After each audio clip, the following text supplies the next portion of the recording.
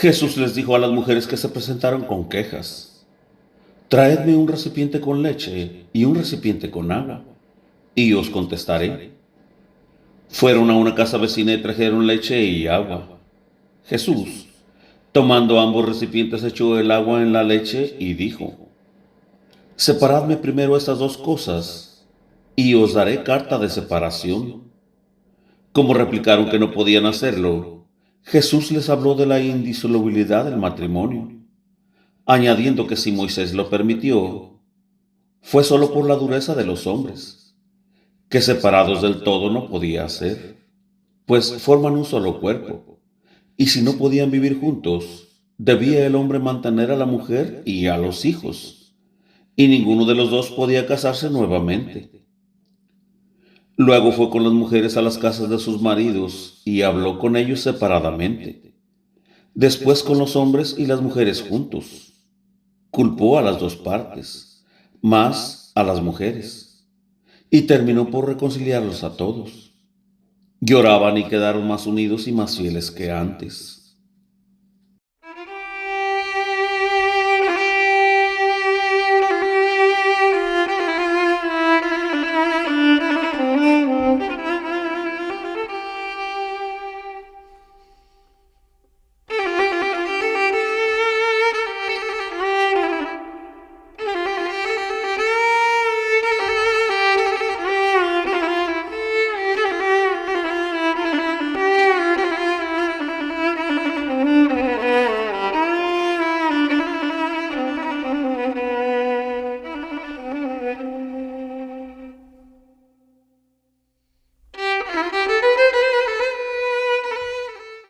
Ana Catalina Emery, Visiones y Revelaciones Completas, cuarta parte. La vida de Jesucristo y de su Madre Santísima, época sexta, desde la conversión definitiva de la Magdalena hasta la degollación de Juan Bautista. 4. Resurrección del hijo de la viuda de Naín. El camino a Naín llevaba por la parte superior de la pescadería de Pedro, a través del valle de Magdalum, al este de la montaña, sobre Gábara, y luego al valle de Betulia y al este de Gishala. Habría andado Jesús con los suyos unas 9 o 10 horas, cuando se albergaron en unas chozas de pastores unas 3 o 4 horas antes de Naín. Habían pasado el torrente Cedrón. Durante el camino Jesús había enseñado, entre otras cosas, cómo debían discernir la verdadera de la falsa doctrina. La ciudad de Naín es un ameno lugar con casas bien edificadas. Se llama también Enganim. Está situada en una agradable colina al mediodía del arroyo Quizón, a 1 hora del monte Tabor, y mira hacia Endor, entre el mediodía y el oeste. La ciudad de Jezreel está más al sur, aunque no se puede ver por las alturas que la ocultan. Naín tiene delante una hermosa llanura de Esdrelón, y está a 3 o 4 horas de distancia de Nazaret. Es una región muy fértil en frutas, trigo, uva y vino. La viuda Maroni tiene una montaña entera cubierta de hermosos viñedos. Jesús marchaba con unos 30 acompañantes. Como el camino se angostaba, iban unos delante, otros detrás, y Jesús en medio. Eran como las 9 de la mañana cuando se encontraron a las puertas de la ciudad, y salía el cortejo fúnebre. Un grupo de hombres cubiertos con mantos de luto salieron de la puerta con el cadáver. 4 hombres traían al difunto puesto en un cajón con andas. El cajón era liviano, como un canasto tejido, y tenía la forma del cuerpo del joven, con una tapa encima. Al llegar Jesús con sus discípulos, estos se pusieron a los lados del cortejo. Jesús se adelantó a los portadores y les dijo: «Deteneos». Y mientras ponía la mano sobre el cajón, dijo: «Depositad el cajón en tierra». Al poner el cadáver en tierra, los acompañantes hicieron algunos pasos hacia atrás, mientras los discípulos se colocaron a los lados. La madre del difunto había salido con varias mujeres para seguir el cortejo, y ahora estaban a pocos pasos de Jesús al salir de la puerta de la ciudad. Llevaban el velo y estaban muy tristes. La madre iba más adelante, lloraba silenciosamente y parecía pensar, al ver a Jesús: «Ah, llega tarde». Jesús dijo a la mujer amablemente, aunque con seriedad: «Mujer, no llores». La aflicción de ella causaba honda impresión, pues todos amaban a esa viuda por su gran caridad para con los pobres y enfermos. Había, sin embargo, entre el cortejo algunos hombres obstinados, a quienes se reunieron otros de la ciudad. Jesús pidió agua y una ramita. Trajeron y dieron a uno de los discípulos un recipiente con agua y un hisopo. El discípulo se lo pasó a Jesús, el cual dijo a los portadores: «Abrid el cajón y desatad el cadáver». Mientras estaban ocupados en este menester, alzó Jesús sus ojos al cielo y oró diciendo: «Yo te alabo, Padre, Señor del cielo y de la tierra, porque has ocultado estas cosas a los sabios y prudentes del mundo, y las has revelado a los sencillos. Sí, Padre, así fue vuestra voluntad. Todo me fue dado por mi Padre, y nadie conoce al Hijo más que el Padre, y nadie conoce al Padre más que el Hijo, y cuando lo quiere revelar el Hijo. Venid todos a mí, los que estáis cansados y afligidos, yo os quiero renovar. Tomad mi yugo sobre vosotros, porque mi yugo es suave y mi carga ligera. Aprended de mí, que soy manso y humilde de corazón, y encontraréis descanso para vuestras almas». Cuando sacaron la tapa del cajón, he visto que el niño parecía una momia toda fajada de su encierro. Los portadores, sosteniendo el cuerpo con sus manos, desataron las ligaduras, descubrieron el rostro y aparecieron las manos, y lo dejaron cubierto solo con una sábana. Jesús bendijo el agua, mojó el hisopo en ella, y con él roció al pueblo. Entonces he visto cómo salían de algunas circundantes muchas pequeñas formas oscuras y negras de insectos, gusanos, sapos, serpientes y aún pequeñas aves negras, mientras estas personas se volvían más serenas, alegres y mejor dispuestas. Y todo me pareció más claro y más luminoso. Después roció Jesús al niño con el agua bendita e hizo una cruz sobre él con la mano. Entonces he visto salir del niño una sombra oscura como una nubecilla. Jesús dijo al niño: «Levántate». El niño se levantó, sentándose sobre su féretro, y miró maravillado y curiosamente en torno de sí. Jesús dijo: «Dadle un vestido». Le echaron encima un manto que lo cubría. Entonces se puso de pie y dijo mirando en torno: «¿Qué es esto? ¿Cómo he llegado hasta aquí?». Le pusieron sandalias a los pies, y Jesús, tomándolo de la mano, lo llevó a la madre que venía al encuentro y dijo: «Aquí tenéis a tu hijo, pero yo te lo pediré de nuevo renacido por el bautismo». La madre estaba tan fuera de sí por admiración que no pudo dar gracias, sino que solo hubo lágrimas de contento, temor reverencial y admiración mientras abrazaba a su hijo. Los parientes partieron de allí hacia la casa, mientras el pueblo cantaba cantos de alegría y de acción de gracias. Jesús siguió con sus discípulos a la casa de la viuda, que era grande y espaciosa, con jardines y patios. Allí aumentaron los curiosos que venían de todas partes para ver al niño. Fue bañado y se le dio un vestido blanco con una faja. A Jesús y a sus discípulos les lavaron los pies y le ofrecieron alimento. De inmediato comenzó una alegre donación de cosas y comidas a los pobres que se habían agolpado para felicitar a la buena viuda. Repartieron vestidos, telas, trigo, pan, corderos, aves y monedas. Jesús, mientras tanto, enseñaba a los presentes en los patios de la casa.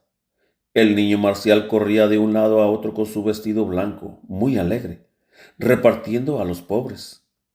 Estaba contento con una alegría infantil, y era un espectáculo hermoso ver cuando se acercaron los niños de la escuela, sus compañeros, guiados por sus maestros.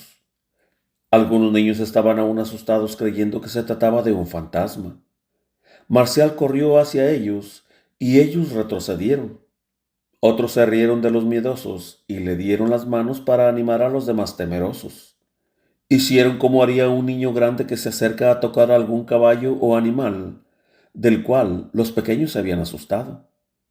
Se preparó también una comida en la casa y en los patios, en la cual todos tomaron parte. Pedro, que era pariente de la viuda, pues era hija del hermano de su suegro, se mostraba especialmente activo y solícito en esta ocasión, y hacía como de dueño de casa. Jesús atrajo varias veces al niño resucitado junto a sí, y enseñaba hablándole a él cosas que le hacían falta a los demás oyentes. Hablaba como si la muerte que había entrado en el mundo por el pecado lo hubiese aferrado a él, sujetado y lo quisiese ahogar, como si hubiese debido ser arrojado a las tinieblas, donde ya no había misericordia ni perdón, abriendo recién los ojos cuando era demasiado tarde para arrepentirse de los pecados, como si antes de entrar en esas tinieblas, la misericordia de Dios lo hubiese librado desatando las ligaduras en atención a la piedad de sus padres y de sus antepasados, que ahora tenía que desatarse de las ligaduras del pecado por medio del bautismo, para no caer en mayor esclavitud de la que había sido librado. Habló también de la virtud de los padres, que siempre aprovecha a los hijos, y cómo por la justicia de los patriarcas antiguos, Dios había guiado y perdonado tantas veces al pueblo de Israel. Añadió que ahora que el pueblo está de nuevo ligado con ataduras del pecado, como este niño, y al borde del sepulcro, la misericordia de Dios viene por última vez a liberarlo. Juan vino a preparar los caminos y con voz poderosa había despertado los corazones del sueño de la muerte, y el Padre se apiadaba por última vez y abre los ojos a aquellos que no quieren, obstinados, abrirlos voluntariamente. Comparó al niño difunto con el pueblo ciego, y cómo a éste le alcanzó la misericordia cuando ya estaba en las puertas de la ciudad, próximo al sepulcro. Les dijo: si los portadores no se hubiesen detenido desoyendo mi voz, no hubiesen depositado el cadáver, no hubiesen abierto el cajón, no lo hubiesen desatado de sus ligaduras y hubiesen querido seguir adelante con el difunto y lo hubiesen enterrado, pensad qué espantoso hubiese sido todo esto. Los comparó con los fariseos, los falsos maestros que detienen al pueblo en la saludable penitencia que da vida, que atan a las gentes con las ligaduras de sus vanas observancias, lo encierran y lo arrojan en el sepulcro eterno. Les rogó que acepten la misericordia que les ofrece su eterno Padre, y los exhortó que se apresurasen a aceptar la vida con la penitencia y el bautismo. Digno de atención es que aquí Jesús roció a los presentes con agua bendita, porque tenía que echar de varios hombres los malos espíritus de envidia, del falso celo, de la mala voluntad que mostraban pensando que Jesús no podría hacer nada con el niño muerto. Cuando resucitó el niño, he visto que se levantó, al rociar el cadáver con el agua bendita, una nubecilla o sombra oscura, en forma de insecto, que saliendo del cuerpo entró en la tierra. En los otros casos de resurrecciones, he visto que Jesús llamaba el alma que volviese al cuerpo del difunto, del lugar donde estaba en el círculo de su culpa. Veía yo que venía el alma y entraba en el cuerpo y que éste se levantaba. En este caso de Naim, vi que se alzaba la muerte de allí, como un peso que antes oprimía al cuerpo. Después de la comida se dirigió Jesús con sus discípulos hacia el hermoso jardín de la viuda de Maroni, al mediodía de la ciudad. Todo el camino estaba lleno de tullidos y enfermos que Jesús sanó. Esto produjo un gran movimiento en toda la ciudad. Ya oscurecía cuando Jesús llegó al jardín donde estaba Maroni, los parientes, los criados, algunos maestros de la sinagoga y el niño resucitado con otros niños. Había varias casas de descanso en el jardín, y delante de una casa mejor, que tenía techo con columnas y podían cerrarse con lienzos, había una antorcha bajo un árbol iluminando la sala. Hermosamente brillaban a la luz de la poderosa antorcha las hojas verdes de las plantas, y a través de los árboles, con frutas pendientes, se podía ver con toda claridad. Al principio Jesús enseñó, caminando, Después entró en la sala y enseñó allí. A veces, hablando con el niño resucitado, decía cosas que aprovechaban a los demás. La noche era espléndida en el jardín. Más tarde se retiraron todos a la casa de Maroni, donde todos encontraron refugio para pasar el resto de la noche. Con la noticia de la venida de Jesús a Naín y la resurrección del niño, se había reunido mucha gente. Gran cantidad de enfermos de toda la comarca llenaban las calles hasta la casa de la viuda de Maroni. Jesús sanó cierto número por la mañana y puso en paz a ciertas familias desvanecidas. Habían venido, en efecto, varias mujeres quejándose de sus maridos, con los cuales no podían vivir, y pidiendo carta de divorcio. Esto era un arreglo tramado por los fariseos. Como habían quedado confundidos por la resurrección del niño y estaban llenos de ira, quisieron mezclarlo en cuestiones de divorcio, para que fallara algo contra las leyes y acusarlo luego de la falsa doctrina. Jesús les dijo a las mujeres que se presentaron con quejas: Traedme un recipiente con leche y un recipiente con agua, y os contestaré. Fueron a una casa vecina y trajeron leche y agua. Jesús, tomando ambos recipientes, echó el agua en la leche y dijo: Separadme primero estas dos cosas, y os daré carta de separación. Como replicaron que no podían hacerlo, Jesús les habló de la indisolubilidad del matrimonio, añadiendo que si Moisés lo permitió, fue solo por la dureza de los hombres, que separados del fondo no podía ser, pues forman un solo cuerpo, y si no podían vivir juntos, debía el hombre mantener a la mujer y a los hijos, y ninguno de los dos podía casarse nuevamente. Luego fue con las mujeres a las casas de sus maridos y habló con ellos separadamente, después con los hombres y las mujeres juntos. Culpó a las dos partes, más a las mujeres, y terminó por reconciliarlos a todos. Lloraban y se quedaron más unidos y más fieles que antes. Los fariseos se irritaron mucho porque su tarea les hubiese salido mal.